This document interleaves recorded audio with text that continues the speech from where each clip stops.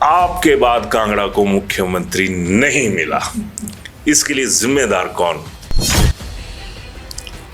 जिम्मेदार तो कांगड़ा के लोग ही होंगे। आप एक सदाबहार चीफ मिनिस्टर हैं, आपके बाद बहुत सारे चीफ मिनिस्टर आए भी, लेकिन जो कोई भी आया उसने सबसे पहले आकर आपके आगे शीश नवाया। तो कई मौके तो आपकी जिंदगी में भी ऐसे आए हैं जब इसी भाजपा ने तीर बोए और वहां पर आपको सुला दिया। मुझे कई बार स्वयं दुख होता है कि अब हमारी पार्टी भी कभी कभी समझौते करने लगी है। सत्ता के लिए, सत्ता हथियाने के लिए, फेर बदल करने के लिए 9 के 9 लोग जो हैं उनको भी डिस्टर्ब किया जाता है और खुद भी डिस्टर्ब करते हैं कैडर को। हम वोटों से सरकार बनाएंगे, नोटों से सरकार नहीं बनाएंगे। तो अभी तो हाल ही में आरोप लगे कि आप बीजेपी के लोगों ने नोट बांटे, इसलिए ये लोग आपके साथ आए वहां पे। कि मेरी अंतिम इच्छा है, क्या है? क्या आप वो अटल जी का वक्त कहाँ गया? निकल गए ये लोग मौजूदा नेता? मैंने तो एक बार नड्डा जी को कहा था कि मेरी इच्छा है कि आप और मोदी जी घोषणा करें, ये कहें कि हमारी पार्टी भारत की राजनीति में कहीं पर भी दल बदल में शामिल नहीं होगी। उनकी सलाह को नड्डा साहब ने कैसे दरकिनार कर दिया? फिर क्या आपसे सलाह ली गई थी उस दौर में कि हमें 9 लोग शामिल करने पड़ रहे हैं? सिद्धांतों की राजनीति कही जाए तो एक सवाल है, थोड़ा सा चुभ ही सकता है आपको। आदरणीय प्रोफेसर प्रेम कुमार धूमल हारे या फिर हरवाए गए, वो एक अलग पहलू है। जब वो चीज आई थी तो आपने एक बयान दिया था कि हमारे विधायक बहुत जीते हुए हैं, तो जीते हुए विधायकों में से कोई एक मुख्यमंत्री बनेगा, और उस रेस में एक बड़ा चेहरा भी बाहर हो गए थे जिनके सपने थे हिमाचल की बागडोर संभालने के।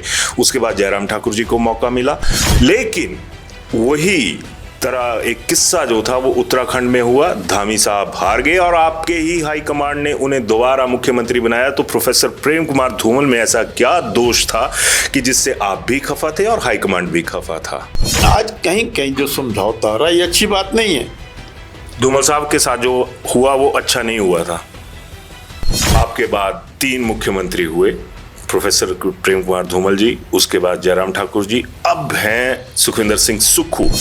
और कई मसलों पे सुक्खू जो है वो आपकी राह पर चलते हुए नजर आते हैं, बृहस्पति इसके कि वो वीरभद्र सिंह को फॉलो करते हैं, किसी और को फॉलो करते हैं, वो आपको फॉलो कर रहे हैं। अच्छा काम करते हैं तो मैं उनकी तारीफ करता हूँ। कौन करता है सर अच्छा काम? मैं तारीफ करता हूँ।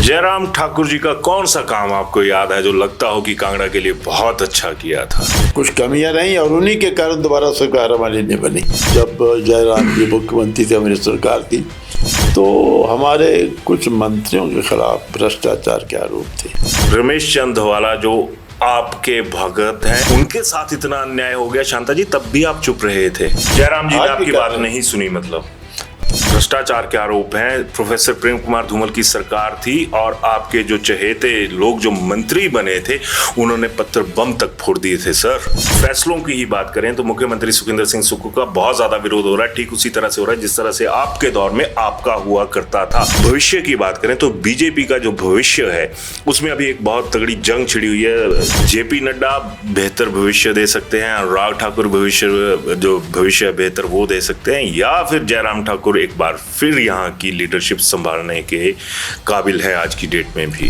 जो वो पंजाब है वहाँ के सीएम साहब ने, मान साहब ने घोषणा कर दी है कि एक सिंगल पेंशन मिलेगी। नहीं, वो बात ठीक है, सिंगल पेंशन लेनी चाहिए लोगों को।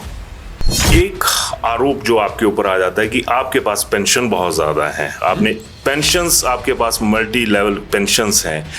हिमाचल जो है सर वो त्रासदी का शिकार है इस वक्त, और केंद्र सरकार की तरफ से ये आरोप लग रहे हैं कि यहाँ पे जो प्रदेश सरकार है कि वहाँ पे पैसा नहीं आ रहा है। मैंने तो कहा है कि जितनी मदद हो रही है वो तो ऊंट मुंह में जीरे के बराबर भी नहीं है। हिमाचल में आज की डेट में बेरोजगारी एक बहुत बड़ा मुद्दा हो गया और यूथ जो है वो दहाड़े मार मार कर रोता हुआ नजर आता है। आपको क्या लगता है सर कि इसके लिए जिम्मेदार है कौन? सुखविंदर सिंह सुक्खू है या पिछली सरकारें भी बराबर शामिल है? कोई सरकार रोजगार नहीं दे सकती। पर विवेकानंद ट्रस्ट जिसके आप ट्रस्टी भी हैं, सारी चीज़ें हैं, उस पर यह था कि जब वो हॉस्पिटल बनना था तो लोगों ने बड़ी खुलकर मदद की आपकी। वो सुविधाएं उनको नहीं मिल पा रही हैं क्योंकि वहाँ पर आपके चार्जेस बहुत ज़्यादा हैं, ये एक जनता का कहना है। शैलजा मैम के बाद सर कैसा है अभी?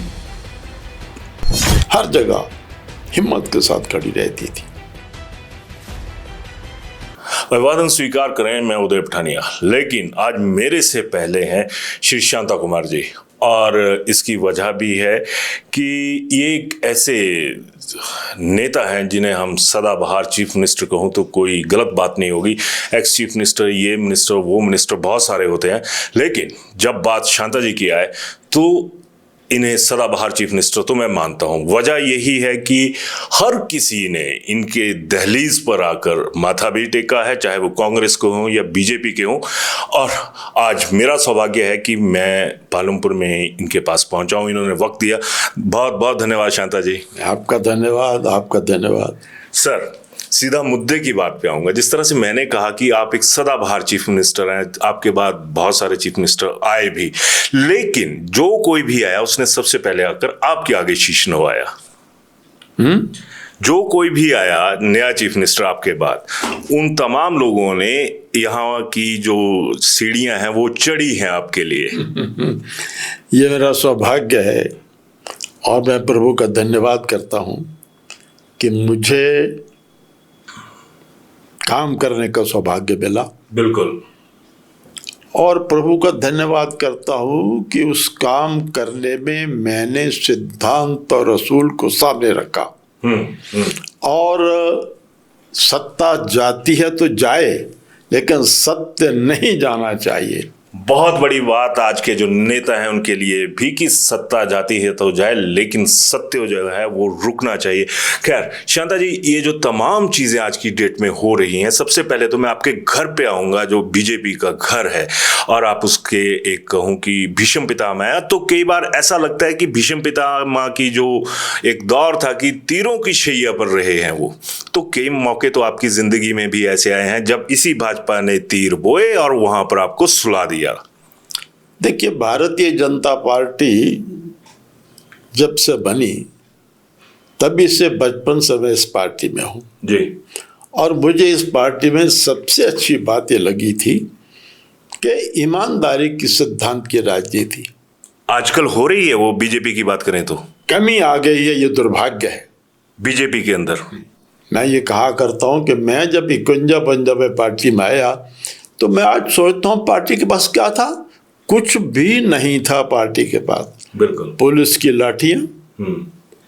लाठियां चुनाव लड़ते थे तो जबान जब्त होती थी। बिल्कुल सही। कोई अखबार हमारी बात छापता नहीं था, लेकिन 3 बातें थी हमारे पास। समर्पित ईमानदार कार्यकर्ता, देशभक्ति की भावना और ईमानदारी की राजनीति। इन 3 बातों के कारण उस वक्त की दुनिया की सबसे छोटी पार्टी को भारत के लोगों ने दुनिया की सबसे बड़ी पार्टी बनाया। बिल्कुल, ये सौभाग्य है। लेकिन मुझे कई बार स्वयं दुख होता है कि अब हमारी पार्टी भी कभी कभी समझौते करने लगी है। इसकी वजह क्या है शांता जी? क्योंकि तमाम ऐसी चीजें जिसमें आपका कैडर बिखर कर रह गया, इसका मैं उदाहरण भी दूंगा आपको। देखिए, पूरे देश की राजनीति का अवमूल्यन हो रहा है। दुर्भाग्य यह है कि गुलामी के समय जो राजनीति देश के लिए थी, आज़ादी के समय वो राजनीति केवल कुर्सी के लिए बन रही है। बहुत बहुत बड़ी बातें निकल कर सामने आ रही हैं। बहुत अच्छा लग रहा है शांता जी, क्योंकि आप एक साफ गोई के लिए मशहूर है। मैं जिस तरह से बात कर रहा था कि हाल ही में इसी कांग्रेस के कार्यकाल में पूरा विभाजन करने की कोशिश की गई, सत्ता पर कब्जा करने की कोशिश की गई, और उसमें अपना घर तोड़ के बीजेपी ने अपने जो कांग्रेस के बल्ब थे या जो दूसरी एलईडी लाइट्स थी उन्हें फिक्स किया और अपना घर तोड़ के रख दिया। नहीं, मैं ये हमारी पार्टी में कमी है, अवमूल्यन है। पूरे देश की राजनीति में जो गिरावट आ रही है, दुर्भाग्य है कि उसमें कहीं कहीं हमारी पार्टी भी शामिल होती है। वैसे मैं एक बात कहना चाहता हूँ कि आज भी बाकी सभी पार्टियों के मुकाबले पर हमारी पार्टी सिद्धांत पर चलने की कोशिश कर रही है। ऐसी कोशिशें जायज लगती हैं शांता जी आपको कि जिसमें सत्ता के लिए, सत्ता हथियाने के लिए, फेर बदल करने के लिए 9 के 9 लोग जो हैं उनको भी डिस्टर्ब किया जाता है और खुद भी डिस्टर्ब करते हैं कैडर को? देखिए, अटल बिहारी वाजपेयी जी हाथ ऊंचा करके कहा करते थे, हम सरकार बनाने के लिए नहीं आए, हम समाज बनाने के लिए आए हैं। अगर छल कपट से, धोखे से, दल बदल से सरकार बनाएंगे तो सरकार तो बन जाएगी, समाज नहीं बनेगा। इसलिए हम वोटों से सरकार बनाएंगे, नोटों से सरकार नहीं बनाएंगे। अभी तो हाल ही में आरोप लगे कि आप बीजेपी के लोगों ने नोट बांटे, इसलिए ये लोग आपके साथ आए वहां पे।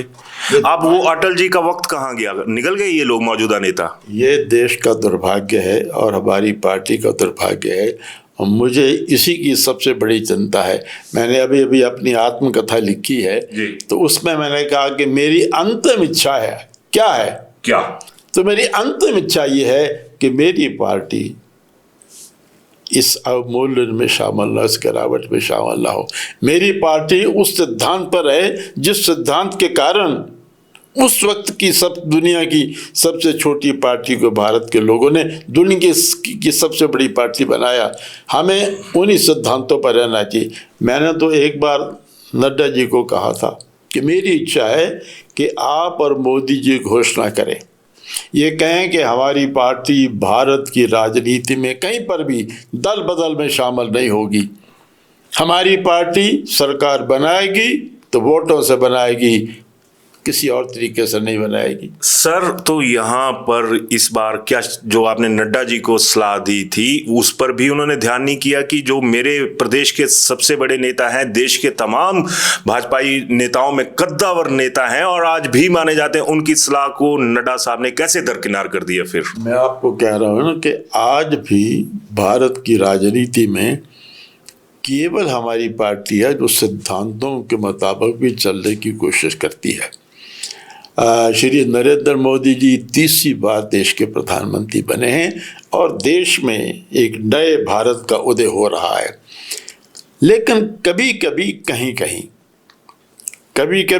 कहीं समझ रहा हूँ, सिद्धांतों से समझौता होता है, वो नहीं होना चाहिए। मेरी इच्छा है, मैंने बार बार अपनी पार्टी को ये बात की और मैंने ये कहा था कि अगर आप घोषणा कर दें कि किसी प्रकार के दल बदल में हम कहीं शामिल नहीं होंगे तो हमारा वोट बढ़ जाएगा। क्योंकि देश के लोग ईमानदारी चाहते हैं, देश के लोग इंसाफ चाहते हैं, बिल्कुल बेईमानी नहीं चाहते। आप लोग बेईमानी कर रहे हैं फिर। हाँ, तो मैं ये कहना चाहता हूं कि किसी भी प्रकार की बेईमानी में हमको शामिल नहीं होना चाहिए।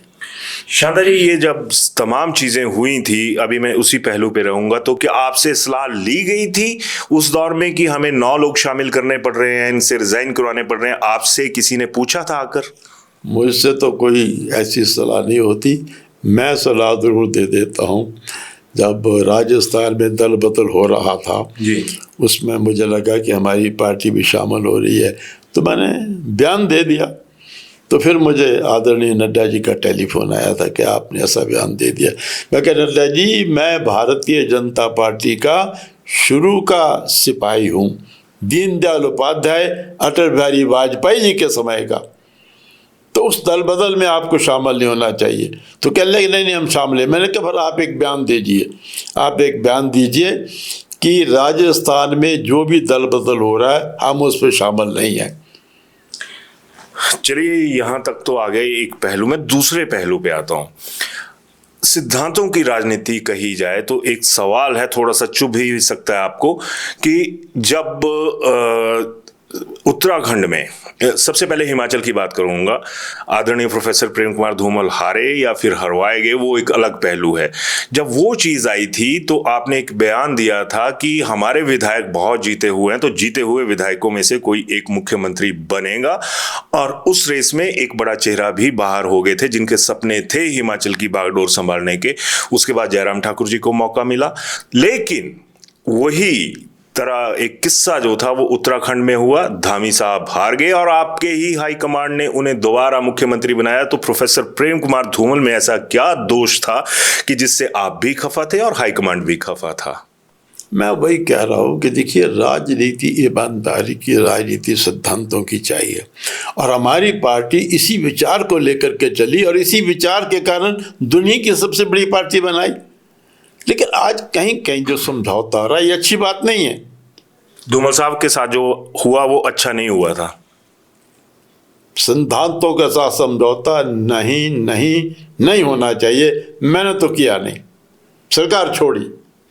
आजकल मेरी आत्मकथा सब जगह पढ़ी जा रही है जी। तो मुझे बिहार से, यूपी से कुछ लोग पत्र आते हैं। एक बात मुझे लोग पूछते हैं कि बाकी बातें तो सारी ठीक है, एक बात बताओ जी। कि मुख्यमंत्री से आपने त्याग पत्र दिया, दल बदल नहीं किया, सरकार छोड़ी, ये तो बात समझ आई, लेकिन त्याग पत्र देकर आप सिनेमा देखने चले गए। बात तो सही है आपकी सर, एक माहौल होता है।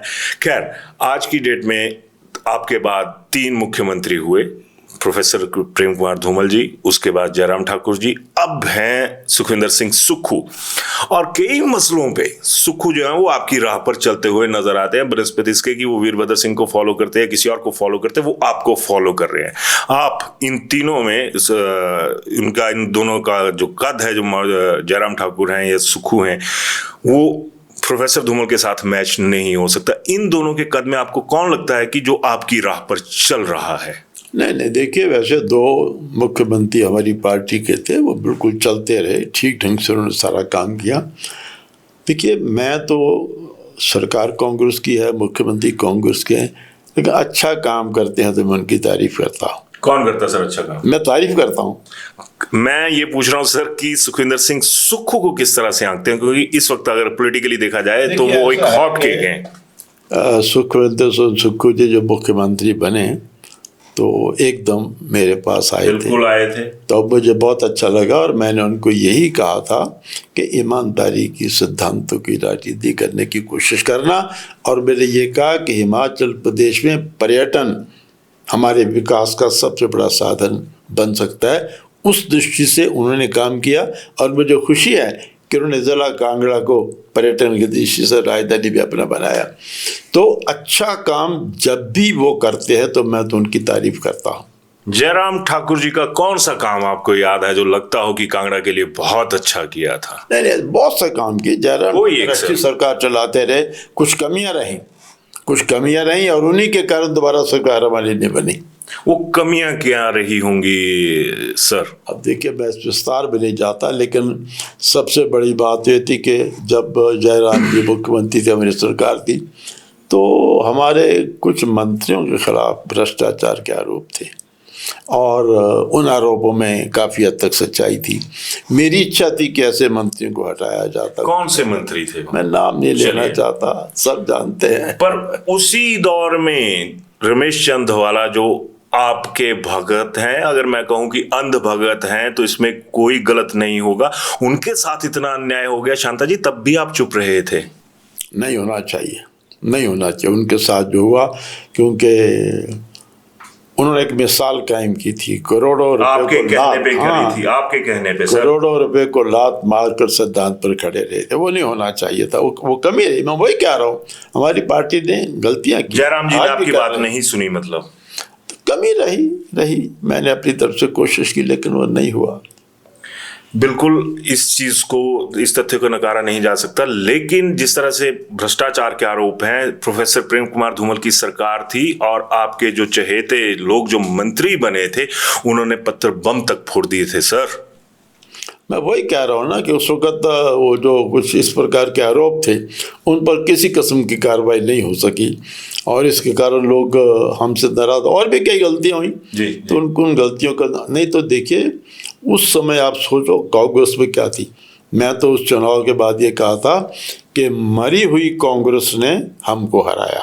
वाह सर, कांग्रेस के पास कोई नेता नहीं था, कांग्रेस का कोई पच्ची मजबूत पार्टी नहीं थी, तो हम हारे। मरी हुई कांग्रेस से हमारे, मुझे इस बात का दुख हुआ। इसका मतलब बीजेपी और ज्यादा मरी हुई थी। नहीं हराया, हम अपनी कमियों के कारण हारे। अभी जिस तरह के हालात हैं, अगर जिस तरह से एक फैसलों की ही बात करें तो मुख्यमंत्री सुखविंदर सिंह सुक्खू का बहुत ज्यादा विरोध हो रहा है, ठीक उसी तरह से हो रहा है जिस तरह से आपके दौर में आपका हुआ करता था। जैसे नो वर्क नो पे जैसे जैसे मुद्दे थे और बाद में लोगों ने उसे एक्सेप्ट किया। और आज भी याद करते हैं आपको इसी चीज के लिए कि शांता कुमार का कोई मुकाबला नहीं हो सकता, ये भी एक सच्चाई है। तो आपको क्या लगता है कि जो सुखविंदर सिंह सुक्खू फैसले ले रहे हैं वो जायज हैं for the economy of the Himachal sir? नहीं, देखिए, कुछ बातें जो उनकी अच्छी होती हैं उसकी तो मैं भी तारीफ कर देता हूँ, लेकिन कुल मिलाकर तो आज हिमाचल प्रदेश में उधार के बोझ में हम लोग दबे हुए हैं, विकास ठीक से नहीं हो रहा, कई कमी है, वो एक अलग बात है, एक अलग बात है। लेकिन अच्छे काम भी हो रहे हैं, और अच्छा काम जब होता है तो मैं उनकी तारीफ करता हूँ। ऐसे अच्छे कामों के जरिए क्या माना जाए कि जो कांग्रेस पिछले चुनाव के दौरान मरी हुई थी, अगले 2027 में अगर चुनाव होते हैं तय सीमा के मुताबिक, हालांकि आपकी पार्टी बहुत कोशिश कर रही है कि ये गिर जाए सरकार, तमाम चीजें, तो आपको क्या लगता है कि कांग्रेस टक्कर में आएगी? नहीं, मुकाबला होगा। हमारी पार्टी भी पूरी तैयारी कर रही है, हमारी पार्टी पूरी तैयारी कर रही है। और फिर देखिए, सबसे बड़ी बात यह है कि इस देश के अंदर आज भारतीय जनता पार्टी का स्वर्ण युग है, आज भारत का स्वर्ण युग है, क्योंकि कुछ असंभव संभव करके दिखाए हैं नरेंद्र मोदी जी ने। 500 साल के बाद राम मंदिर बन गया जी, धारा 370 खत्म हुई और कई कुछ हुआ। तो हमारी पार्टी भी तैयारी कर रही है, तो अगला चुनाव आएगा तो मुकाबला होगा। मैं यहाँ पर जिक्र करना चाहूंगा कि शांता कुमार जी का कद जो है वो एक दिन में या 2 दिन में नहीं बढ़ा है। तमाम जिन फैसलों पे आज बीजेपी अपनी पीठ थपथपाती है या फिर छाती ठोकती है, उसकी जो नींव थी वो शांता कुमार जी के घर पालमपुर में रखी गई थी। धारा 370 हो, भगवान राम का मंदिर निर्माण हो, लेकिन सर ये तमाम एक स्वर्णिम इतिहास तो आपका है, इससे इनकार नहीं किया जा सकता कि आपके हाथों में बागडोर रही है। अब भविष्य की बात करें तो बीजेपी का जो भविष्य है उसमें अभी एक बहुत तगड़ी जंग छिड़ी हुई है। जयराम ठाकुर को साइड लाइन लगाने की कोशिशें भी हो रही हैं, कोई दिल्ली से वापस आना चाहता है, दिल्ली में 2 हैं। तो जिस तरह से देखा जाए, अनुराग ठाकुर हैं, जेपी नड्डा हैं, तो आपको क्या लगता है सर कि अब जो लीडरशिप की जरूरत है हिमाचल में, वो एक यंग लीडरशिप की जरूरत है, और अगर है तो उसकी वजह क्या है सर? नहीं, देखिए, हिमाचल प्रदेश में पार्टी मजबूती से आगे बढ़ने की कोशिश कर रही है, और मुझे लगता है जो पार्टी में कमी है उनको पूरा करने की कोशिश की जाएगी। देखिए, सबसे बड़ी बात यह है कि पूरे देश में आज भारतीय जनता पार्टी की ज़बरदस्त हवा है, नरेंद्र मोदी जी की हवा है। दुनिया के 193 देशों के प्रधानमंत्रियों में सबसे ज़्यादा लोकप्रिय प्रधानमंत्री मेरे देश के मेरे नरेंद्र मोदी है। तो पूरे देश में जो हवा है। और दूसरी बात कि श्री नरेंद्र मोदी जिस ढंग से काम कर रहे हैं, और देखिए, देश की जो केंद्रीय सरकार है उस पर किसी प्रकार का भ्रष्टाचार का आरोप लगाने की हिम्मत भी विपक्ष को नहीं हुई। इतनी बढ़िया सरकार चल रही है, तो उसका भी असर होगा, और हिमाचल में भी पार्टी को मजबूत करने की कोशिश की रही है। तो मुझे लगता है कि ये ठीक है, कांग्रेस भी मजबूत करने की कोशिश कर रही है, और श्री सुख कुछ अच्छे काम कर रहे हैं, उसका लाभ उनको मिलेगा। लेकिन चुनाव जब होगा तो हमारी पार्टी भी, केंद्र की पार्टी का आशीर्वाद भी होगा, मुकाबला होगा। आपने कहा कि बहुत हवा है आजकल, तो केंद्र सरकार की हवा अगर मैं कहूँ सामान्य भाषा में तो टाइट नजर आ रही है बिकॉज ऑफ ट्रंप साहब की वजह से केंद्र सरकार की जो हवा है, जिसका आप बहाव की बात कर रहे हैं, वो फंसी हुई है, वो हवा रुक गई है कहीं ना कहीं पे इंटरनेशनल प्लेटफॉर्म्स पर। केंद्र सरकार की जो आज भी पूरे देश में महत्व है वो कम नहीं है जी, बिल्कुल कम नहीं है। हिमाचल में मेरा सवाल बीच में रह गया सर कि जेपी नड्डा बेहतर भविष्य दे सकते हैं, अनुराग ठाकुर भविष्य बेहतर वो दे सकते हैं, या फिर जयराम ठाकुर एक बार फिर यहाँ की लीडरशिप संभालने के काबिल है आज की डेट में भी पहले की तरह? जो भी ठीक होगा वो केंद्र तय करेगा और वही होगा। आज इस बारे में तो फिर सर फर्क क्या रह गया? कांग्रेस और बीजेपी में फर्क क्या रह गया? कांग्रेस कहती है कि हाईकमांड तय करेगा, आप कह रहे हैं कि केंद्र तय करेगा। हाईकमांड प्रदेश की सलाह करके तय करता है, क्योंकि केंद्र हिमाचल प्रदेश में लीड किसने करना है ये निर्णय जब होता है तो ये निर्णय तो हर पार्टी का हाईकमांड करता है, करना भी चाहिए। शांता जी क्या सोचते हैं? शांता जी की नजर में वो हीरा कौन है जो चमक नहीं लेना चाहता, जो उचित होगा उस वक्त जो व्यक्ति ठीक लगेगा उसको सब कहेंगे जी। अब थोड़ा सा मैं क्लोजिंग वाले तरफ जा रहा हूँ सर। बीजेपी के जिस तरह से आप याद किए जाते हैं आज की डेट में भी, और पॉजिटिव वे से बहुत सारी चीज़ें ऐसी हैं जिसमें आपकी पॉजिटिविटी आपके हिस्से में आती है। प्रोफेसर धूमल की क्या पॉजिटिविटी रही और जयराम ठाकुर जी की क्या पॉजिटिविटी रही है? हर मुख्यमंत्री ने अपने समय अच्छा काम करने की कोशिश की, उसका मुकाबला नहीं किया जा सकता। हर मुख्यमंत्री ने अपने समय अच्छा काम करने की कोशिश की। कमियां भी रह सकती हैं, हो सकता है मेरे काम करने में भी कभी कोई कमी रही हो, इसका मुकाबला नहीं किया जा सकता, उसके बारे में कुछ इस प्रकार नहीं किया जा सकता। सरकारों का जो बजट है, जो अपने लिए नेता लोग यूज करते हैं, जो बजट है जो नेता अपने ऊपर खर्च करते हैं, उसके आरोप मौजूदा सरकार पर बहुत हैं। जबकि पड़ोसी राज्य जो पंजाब है, वहां के सीएम साहब ने, मान साहब ने घोषणा कर दी है कि एक सिंगल पेंशन मिलेगी। नहीं, वो बात ठीक है, सिंगल पेंशन लेनी चाहिए लोगों को। नहीं, पेंशन बात यह ना, पेंशन होनी चाहिए, लेकिन सबसे पहले गरीब का ध्यान करना चाहिए। और सर इसके अलावा जिस तरह से तमाम ये देखिए, मैं तो अंत्योदय का पुजारी हूँ। मैं जब भी सरकार में रहा, चाहे दिल्ली में रहा चाहे यहाँ रहा, तो मेरा तो सरकार का जो काम है वो सबसे नीचे के गरीब को सबसे ज़्यादा मदद, अंत्योदय, स्वामी विवेकानंद, नर सेवा नारायण सेवा, इसी सिद्धांत पर मैंने सरकार चलाई। जी चलिए शांता जी, लास्ट में आ रहा हूं मैं कि एक आरोप जो आपके ऊपर आ जाता है कि आपके पास पेंशन बहुत ज्यादा है, आपने पेंशन्स, आपके पास मल्टी लेवल पेंशन्स हैं। पेंशन? हाँ, नहीं, पेंशन तो जितनी कानून के मुताबिक उतनी मिलती है मुझे। उससे आप सहमत हैं? नहीं, मैं ये समझता हूँ कि नेताओं को जो पेंशन मिलती है वो थोड़ी ज़्यादा है।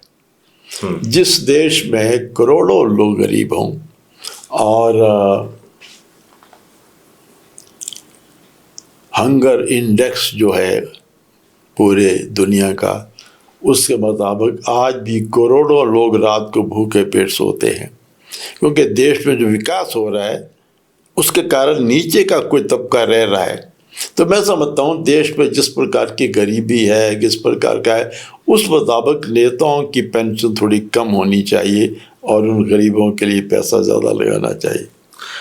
बिल्कुल इस बात से भी सहमत हूँ कि इन तमाम चीज़ों पे एक सवाल और आता है सर। विवेकानंद ट्रस्ट, जिसके आप ट्रस्टी भी हैं, सारी चीज़ें हैं, उस पर यह था कि जब वो हॉस्पिटल बनना था तो लोगों ने बड़ी खुलकर मदद की आपकी, क्योंकि आपके ऊपर भरोसा ही इतना करते हैं लोग। लेकिन आज की डेट में आम आदमी के लिए वहाँ पर जो इलाज है वो उस तरह का नहीं माना जा सकता, कि वो सुविधाएं उनको नहीं मिल पा रही हैं, क्योंकि वहाँ पर आपके चार्जेस बहुत ज़्यादा हैं। ये एक जनता का कहना है। देखिए, छोटे से हिमाचल के छोटे से पालमपुर में 4 संस्थाएं लगभग 100 करोड़ रुपए की जी जनता के सहयोग से आज बनी है। मैं मुख्यमंत्री था, मुझे दिल की बीमारी हुई, मुझे अमेरिका जाना पड़ा। जी जी आज दिल की बीमारी का ऑपरेशन पालमपुर में होता है, आज ब्रेन की बीमारी का ऑपरेशन पालमपुर में होता है। जी इतना बड़ा हॉस्पिटल यहाँ पर है, 40 से ज़्यादा डॉक्टर हैं, हर महीने का खर्चा कई करोड़ रुपए है। तो हम बनाने के लिए तो 100 करोड़ रुपया मैंने इधर से लिया, बिल्कुल चलाने के लिए रोज मांगता रहूंगा, तो हम उतना ही लेते हैं जितना आखिर देखे ना, इस हॉस्पिटल में लगभग 300 लोग काम करते हैं, करोड़ों रुपए हर महीने चाहिए।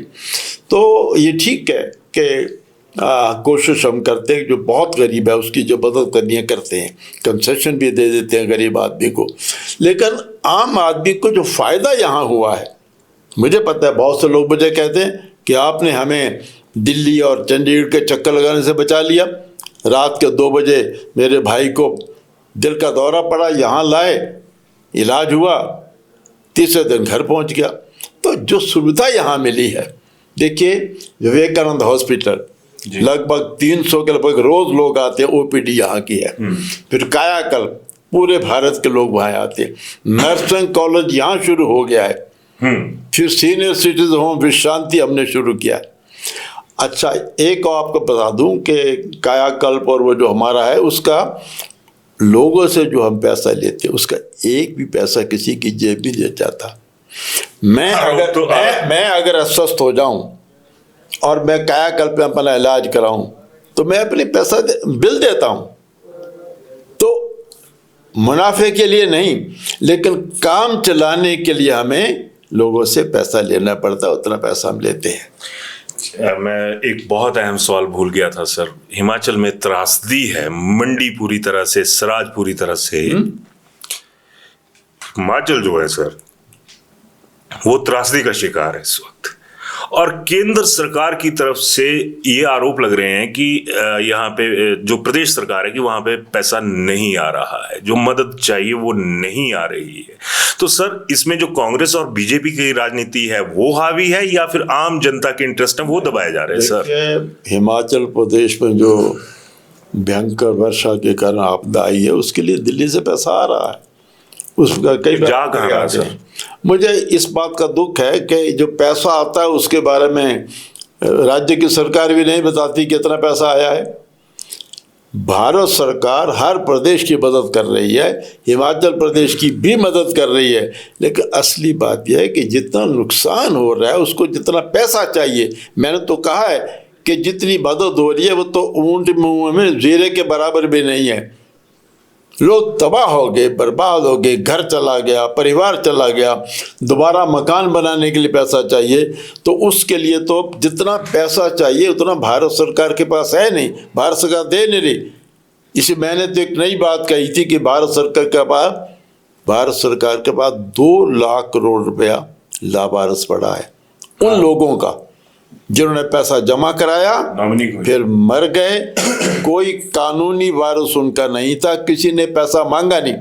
तो मैंने तो ये कहा था कि उस पैसों को यहाँ लगाओ, मैं अब भी मांग कर रहा हूँ कि उस पैसों को यहाँ पर लगाओ। 2 लाख करोड़ रुपया वो है, और परलोक से कोई पैसा लेने अब वहां से कोई नहीं आएगा। क्यों नहीं आ रहा हुआ शांता जी वो पैसा? फिर नहीं, मैंने तो कहा था, मेरा एक सुझाव था कि हिमाचल के मुख्यमंत्री, विपक्ष के नेता ये जाते नहीं सर, और हिमाचल प्रदेश के सारे एमपी इकट्ठे होकर प्रधानमंत्री के पास जाएं। अलग अलग जा रहे हैं सर, आपके बीजेपी के इकट्ठे जाए, ये जाते नहीं सर। आपको क्या लगता है ये कौन सी राजनीति कर रही है? मैंने ये कहा था कि हिमाचल के तरफ से विपक्ष के नेता और मुख्यमंत्री और सभी सांसद इकट्ठे जाएं और कहे कि हिमाचल में आप जो मदद दे रहे हैं वो तो ऊंट के मुंह में जीरे के बराबर भी नहीं है, आपके पास ही पैसा नहीं है, कम है, तो हमारा सुझाव कि ये 2 लाख करोड़ रुपया निकालिए, ये कब खर्च करेंगे?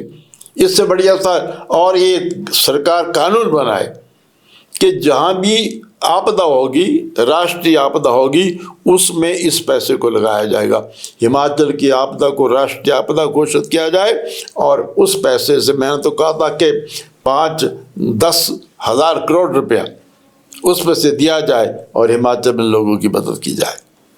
बिल्कुल सर, इसमें एक बड़ा सही सुझाव है और वही चीज़ आ गई कि एक विज़न चाहिए। शांता जी हमेशा बोलने वालों में शामिल रहे हैं और तमाम चीज़ें बोलते भी हैं। शांता जी, सियासत के रोजगार की बात करें तो हर 5 साल के बाद नेताओं को मौका मिल जाता है परीक्षा में बैठने का भी, उसके बाद प्रमोशन का भी, being a minister, being a chairman. लेकिन हिमाचल में आज की डेट में बेरोजगारी एक बहुत बड़ा मुद्दा हो गया और यूथ जो है वो दहाड़े मार मार कर रोता हुआ नजर आता है। आपको क्या लगता है सर कि इसके लिए जिम्मेदार है कौन? सुखविंदर सिंह सुक्खू है या पिछली सरकारें भी बराबर शामिल है?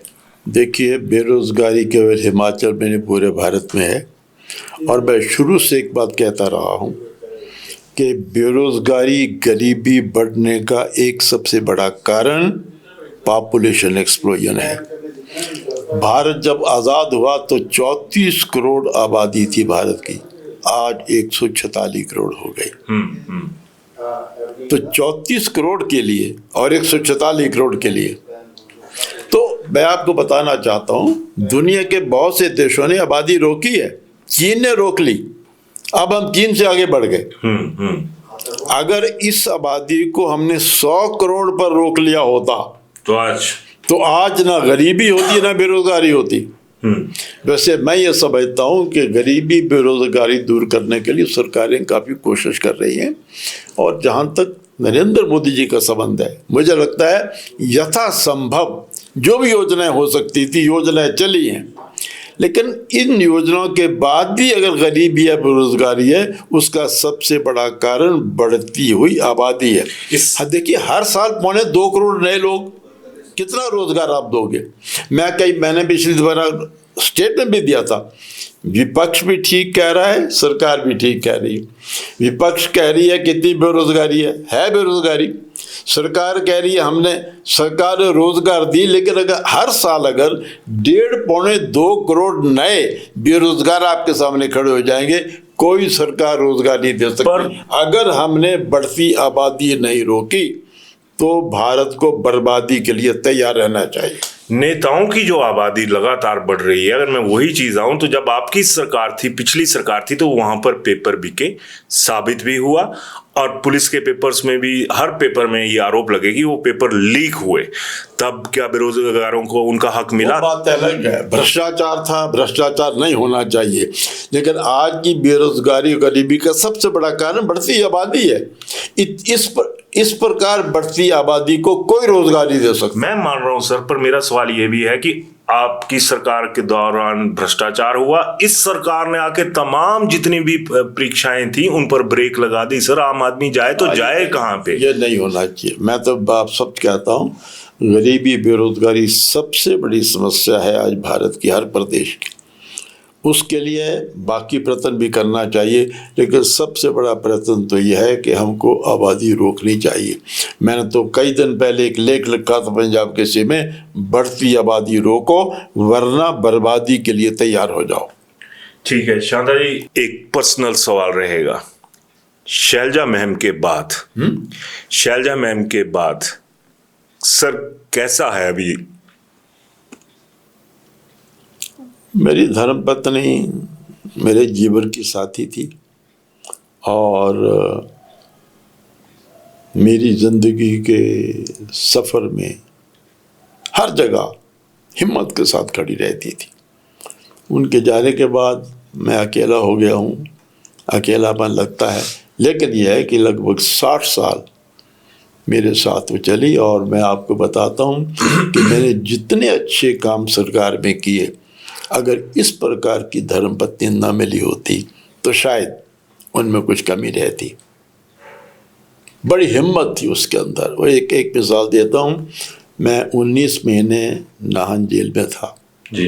बेटा बीमार हुआ, मैं पैरोल पर आया, 7 दिन की पैरोल, और छठा दिन था, दूसरे दिन मुझे फिर जेल चले जाना था। मैं घर में बैठा हुआ था, मेरे एक बड़े अच्छे मित्र आए और वो मित्र कहने लगे, शांता कुमार जी, आज कांग्रेस के प्रधान ने जो बयान दिया आपने पढ़ा है? मैंने पढ़ा है। उन्होंने बयान दिया था कि जेल में जितने लोग कैदी हैं उनको हम निकाल नहीं सकते, क्योंकि जेल से निकालेंगे तो उन्हें समुद्र में फेंकना पड़ेगा। और मेरे मित्र कहने लगे, देखो जेलों के दरवाजे नहीं खुलेंगे, इन छोटे बच्चों का क्या होगा? और कहने लगे, डॉक्टर करण सिंह से मेरी बड़ी नज़दीकी है, मैं 3 लोगों को छुड़ा चुका हूँ, आप 4 शब्द कागज़ पर लिख दीजिए। आप इतना लिख दीजिए कि राज के जगह उनके आंदोलन से हमारा कोई संबंध नहीं रहेगा। तो मैं सोचूं कि कल मुझे जेल जाना है, धर्मपत्नी बैठी है, ये कह रहे क्या?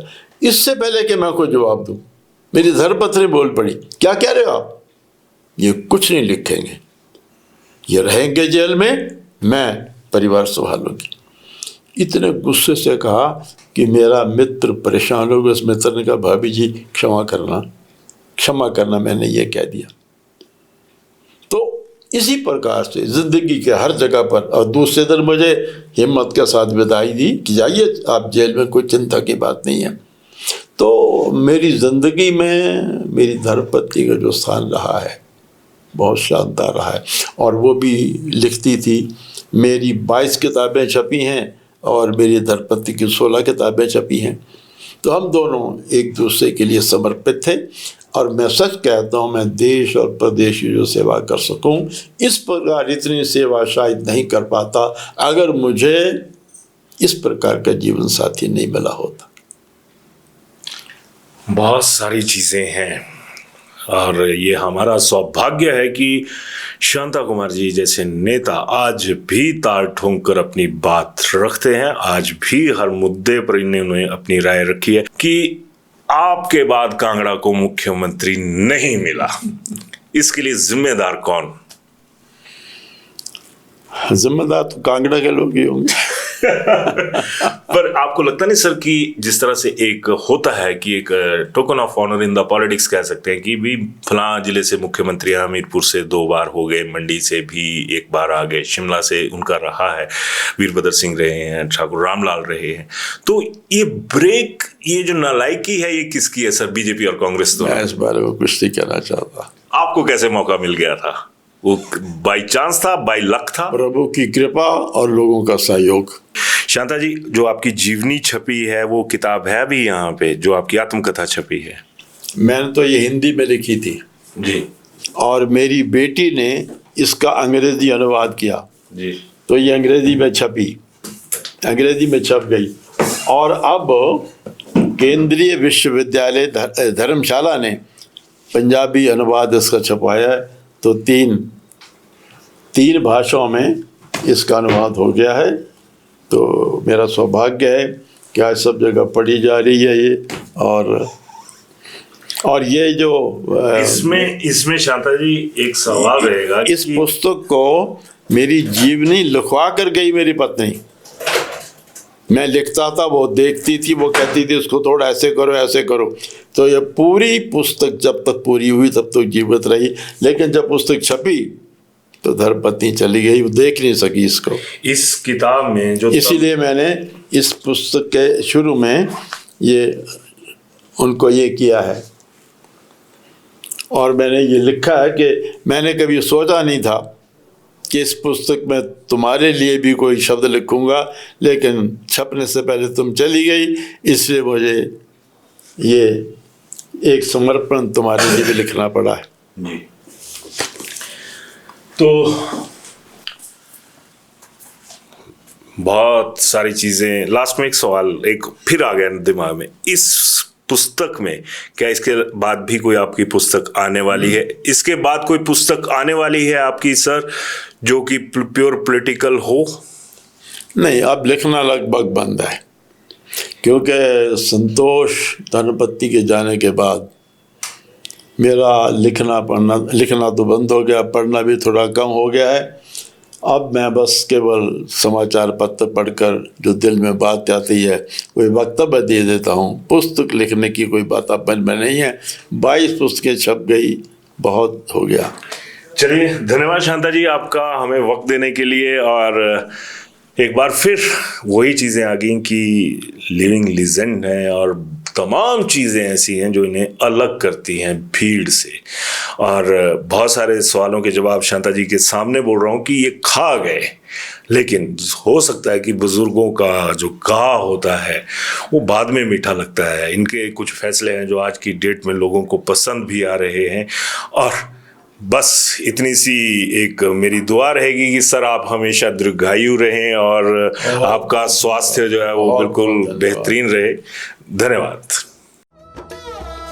शिमला होटल, घर के बाहर घर जैसा अपनापन।